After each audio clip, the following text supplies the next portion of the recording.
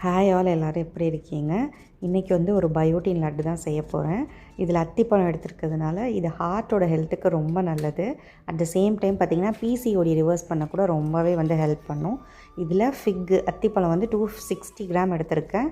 Dates வந்து 160 gram. ரெண்டையுமே நல்லா தண்ணி சூடு காட்டி 20 மினிட்ஸ் பக்கம் சோக் பண்ணிக்கிறேன். ரீசன் எதுக்காகன்னு பார்த்திங்கன்னா ட்ரை ஃபிக்குள்ளே வந்து பூச்சி இருக்கும். சம்டைம்ஸ் நம்ம அதை ஓப்பன் பண்ணாமல் சாப்பிட்டுட்டோன்னு வைங்களேன், மண்டை கிர்ன்னு சுற்ற ஆரம்பிச்சிடும்.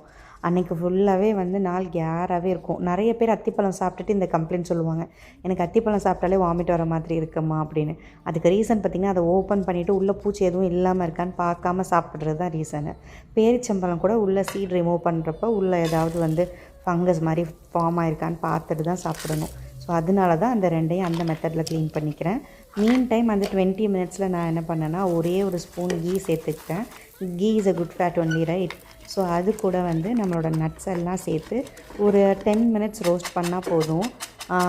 10 minutes 5 minutes less than 10 minutes roast பண்ணி எடுத்துக்கோங்க. அது ஆறட்டும். நம்ம ஊற வச்சுருந்த ஃபிக் வந்து ரெடி ஆகிட்டு, இதில் பார்த்திங்களா கருப்பு கலரில் இருக்குது. இந்த மாதிரியான ஃபிக்கு சாப்பிட்றப்ப தான் வாமிட் சென்சேஷனு, மயக்கம் வர மாதிரிலாம் இருக்கும். ஸோ அதனால பார்த்துட்டு சாப்பிடுங்க எப்போயுமே, சும்மா சாப்பிட்றதா இருந்தால் கூட. அதுக்கப்புறமேட்டு நல்லா இந்த ஊற வச்ச அந்த ஃபிக்கையும் டேட்ஸையும் பிளெண்டரில் போட்டு நல்லா பிளெண்ட் பண்ணிவிட்டு எகெயின் 1 மோர் டீஸ்பூனு, மொத்தமாகவே 2 ஸ்பூன் தான் கீ சேர்த்துருக்கேன். 1 ஸ்பூன் கீ வந்து இந்த டேட்ஸையும் அத்திப்பழத்தையும் லைட்டாக வதக்கி விடுறதுக்கு. ஆற வச்ச அந்த நட்ஸை நம்ம அரைச்சி எடுத்துப்போம். ஒன்று பாதியமாக அரைச்சிக்கோங்க.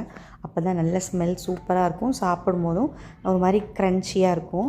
இது கூட சேர்த்து ஆட் பண்ணிவிட்டு 2 தடவை பரட்டி விட்டுட்டு கொஞ்சம் சூடு அடங்கினோடனே கையில் வந்து நீங்கள் வந்து லட்டு பிடிக்க ஆரம்பிச்சிடலாம். கமெண்ட்டில் தயவு செஞ்சு கை ஏன் யூஸ் பண்ணுறீங்கன்னு போடாதீங்க. இது வீட்டு பர்பஸ்க்காக பண்ணினது. இதை 2 டேஸ் வெளியில் வைக்கலாம். அதுக்கப்புறமேட்டு ரெஃப்ரிஜரேட்டரில் ஸ்டோர் பண்ணிக்கோங்க.